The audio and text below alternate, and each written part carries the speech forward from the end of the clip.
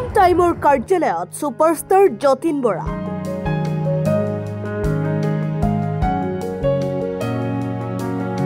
অসমীয়া বোলছবি আৰু ভ্ৰাম্যমান নাট্য জগতৰ বলিষ্ঠ অভিনেতা সুপাৰষ্টাৰ যতীন বৰা মঙলবাৰে অসম টাইমৰ কাৰ্যালয়ত উপস্থিত হয়। বিশিষ্ট অভিনেতাগৰাকীয়ে অসম টাইম কাৰ্যালয়ত প্ৰায় এঘণ্টা সময় অতিবাহিত কৰে। কাৰ্যালয়ত উপস্থিত হোৱাৰ পিছতে অসম টাইমৰ পৰিয়ালৰ তৰফৰ পৰা আদৰণি জনোৱা হয়। ভাষণ সুখী আৰু গৌৰৱান্বিত যে অসম টাইমৰ কাৰ্যালয়ত অসমৰ প্ৰখ্যাত বা স্বনামধন্য অভিনেতা যতীন বৰা তেখেতে আমাৰ আগ্ৰহৰ প্ৰতি সন্মান জনাই আমাৰ কাৰ্যালয়ত উপস্থিত হৈছে। গতিকে মই প্ৰথমতে তেখেতক আদৰণি জনাইছোঁ।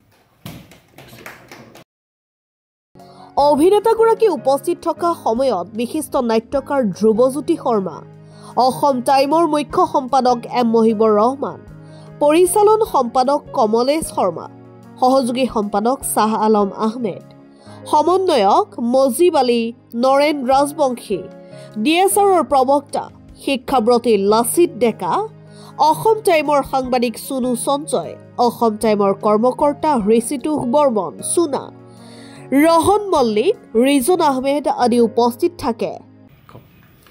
আজি নলবাৰীস্থিত অসম টাইমৰ কাৰ্যালয়ত উপস্থিত হৈ সঁচাই ভাল লাগিছে।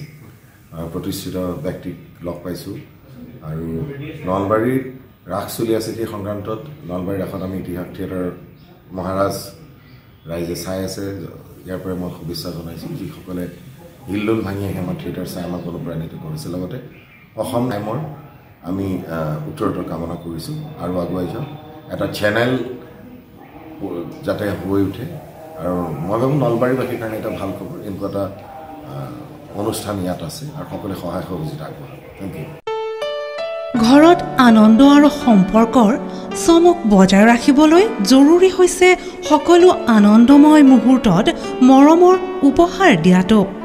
সেইবাবে মধুশ্ৰী জুৱেলাৰ্ছে আনিছে সকলো ৰঙীন ক্ষণৰ বাবে বিশেষ গহনা।